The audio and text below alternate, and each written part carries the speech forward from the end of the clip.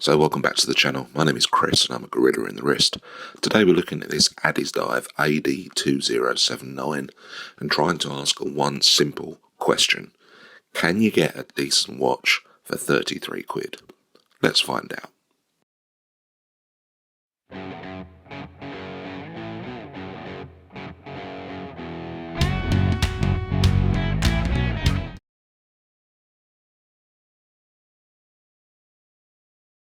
So today we're taking a look at this Addiesdive AD2079, very much a khaki field inspired field watch.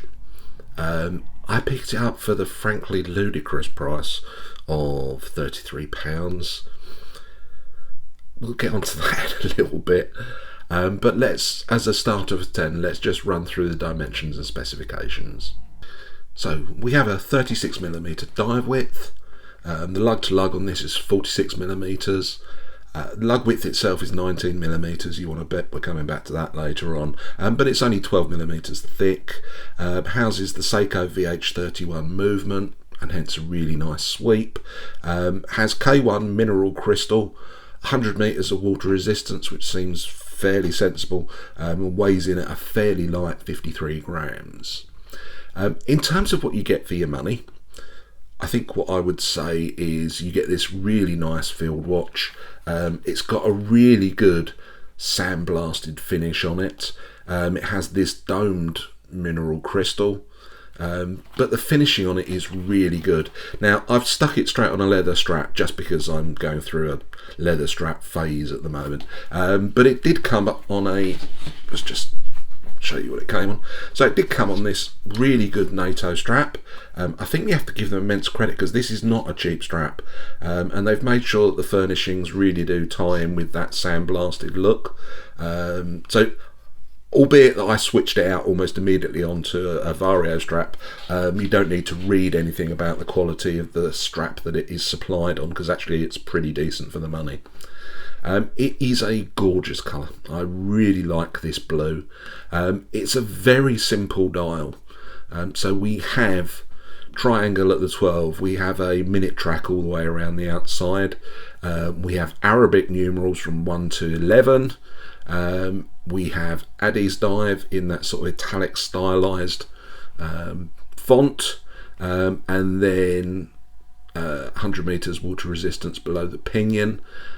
In terms of the hands, the minute hand stretches all the way out to the minute track, which is impressive, as does the second hand, and a slightly shorter, I think, sort of vaguely syringe style hands more generally, but really nice. So the finishing on it is really good. It reminds me of the SNZ 803 that I have, just that really nice sandblasted finish, little bit of distortion from the mineral crystal, but that blue. And this one does come in 2 other colours, so we will put the picture up so that you can get the comparison. But I have to say, out of all of them, I really like the blue one. It just makes a bit of a change. It's not a blue, it's a very subtle, very dark blue, which I really like. It has a screw down caseback and crown. We have a branded crown as well.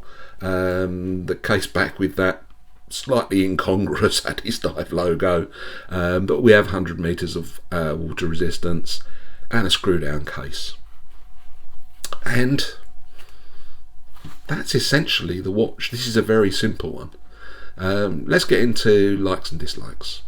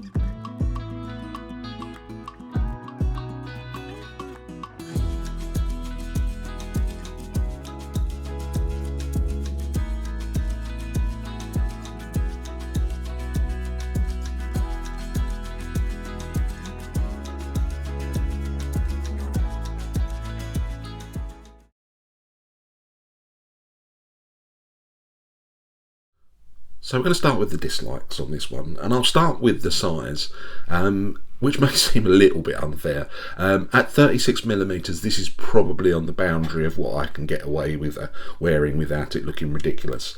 I mentioned the reference to the SNZ 805 that I own, and that's 36mm, and I can just about get away with that.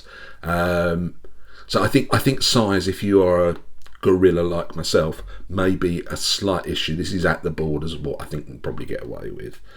The next one is more straightforward though, that actually 19mm lug widths. Who does that, really? Why would you do that? On a 36, I would have thought 18 would have been the obvious answer. Somebody obviously thought differently. I have slung it on an 18mm leather strap, but you can see the lugs a little bit either side, so not ideal. And then the final gripe really is it's not sapphire.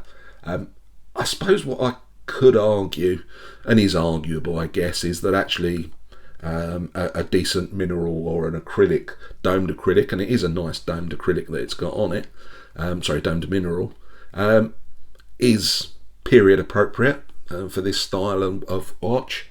And actually I kind of argue that all of my dislikes on this are pretty subjective. I mean, even the 19mm lug width, actually this one quite comfortably takes 20mm NATO straps, so I don't think it will hold you back. So those are the things that I dislike. As I say, I think most of them are fairly arguable.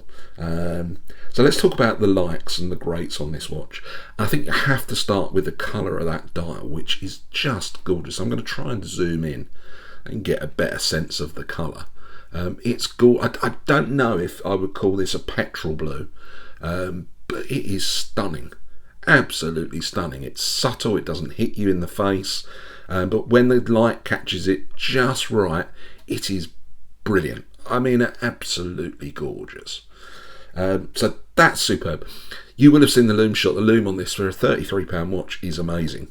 Is it perfect? No, it probably doesn't outdo maybe my Vanuatu. But on a £33 field watch, Lume that lasts like that, that more than meets the requirements, I think. The third thing I like is, and I've said this many times, I love this vintage aesthetic. It's such a clean looking watch, and I know it's homaging a very clean looking field watch. But they've got it absolutely bang on. And even though I have moaned about the branding, I think on this one, that sort of italicised Addiesdive is kind of acceptable. It's not terrible. I think it works really well, and it certainly fits the style of the watch.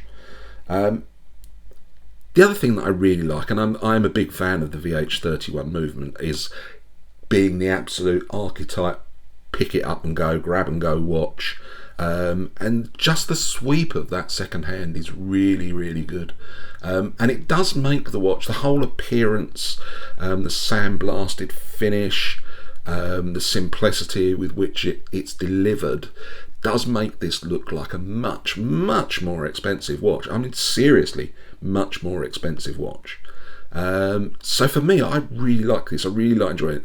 I've really enjoyed wearing it. I wear it regularly. It's just gorgeous, absolutely gorgeous, a winner.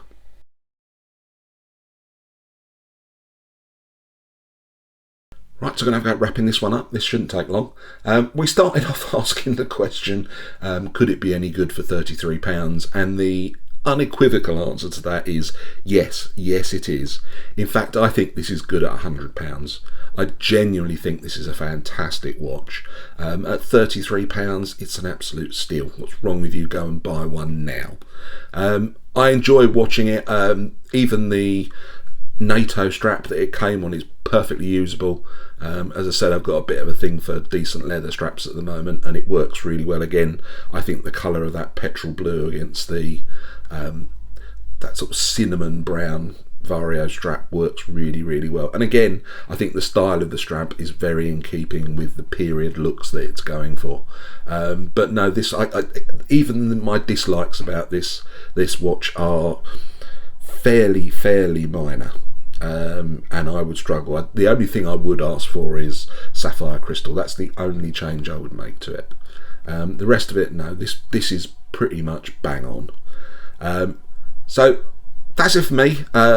It's Saturday afternoon in England. I'm about to go and watch the Red Roses taking on Samoa in the Women's Rugby World Cup. Go Roses.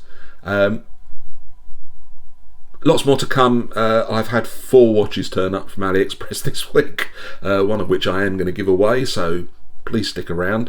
I hope you enjoyed that. I hope you liked the watch. If you don't, if you disagree with me, you think it's a waste of money, fantastic, let me know. I love a good debate about watches. That's it from me. I shall see you again very, very soon. Take care, everyone. Bye-bye.